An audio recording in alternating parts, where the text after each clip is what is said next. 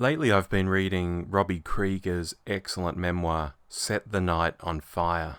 Basically stories about his times with the Doors back in the 60s, but also little anecdotes relating to other times in his life too. And it was a chapter I read last night on page 285 called Enough to Base a Movie On that I really want to talk about today, because this is the chapter where Krieger talks about the Oliver Stone movie The Doors, and he has a lot to say about it, including 9 things that were changed very much for the movie and which definitely didn't happen in real life. And you guys, before I get onto these 9 things, I just want to say again, Set the Night on Fire is an excellent memoir. I really recommend it.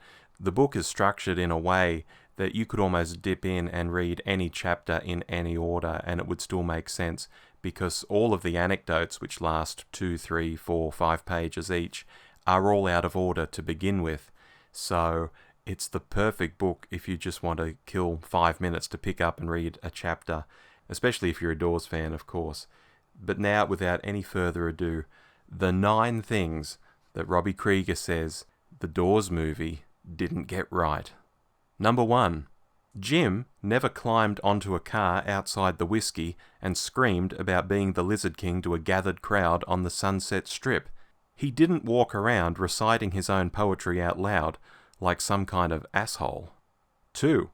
I never heard anything about Jim locking Pam in a closet and setting it on fire, and as far as I know, there's no real evidence that it ever happened. 3.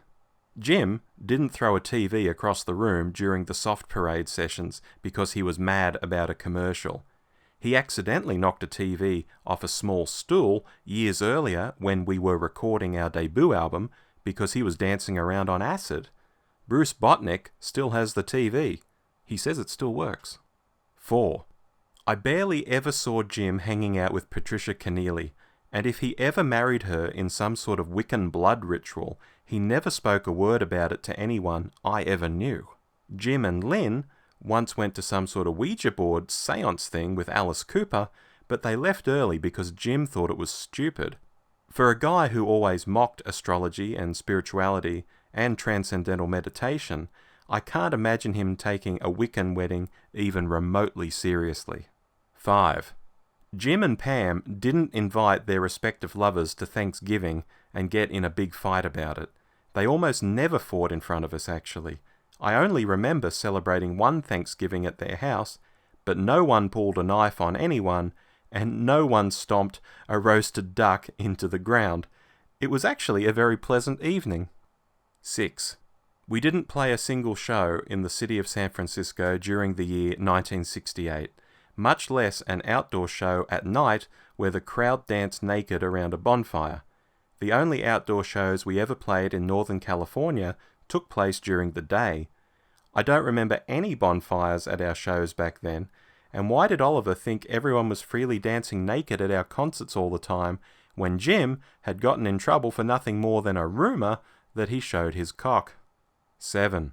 Jim didn't meet Pam while stalking her to her house in the Venice canals. She came to see us at the London Fog, and she lived in Orange County. 8. Jim didn't pressure me into taking acid before our Miami show. I quit doing acid long before then, and as far as I know, Jim didn't do any acid that night either. And finally, number 9. Jim couldn't have gone to Ray's daughter's birthday party because Dorothy didn't get pregnant until after Jim died. Also, Ray has a son, not a daughter. And so there you go. There's 9 things that didn't really happen in the Doors' history but are there in the Oliver Stone film, and I guess people will start to believe in them as time goes on and the decades go by and people watch the film and think, oh, well, it must have been like that. No. It wasn't like that. I think I'll conclude this video by reading the final paragraph in Robby's chapter here, Enough to Base a Movie On. He says, quote, there is no one correct, conclusive, definitive version of the history of the Doors, and there never will be. William Blake and Aldous Huxley warned us of that from the beginning. Even if you somehow manage to clear away all the dramatizations and the misrememberings and the legends and the lies and cleanse the Doors of perception, our band's story would still appear as it is, infinite. Thanks for listening.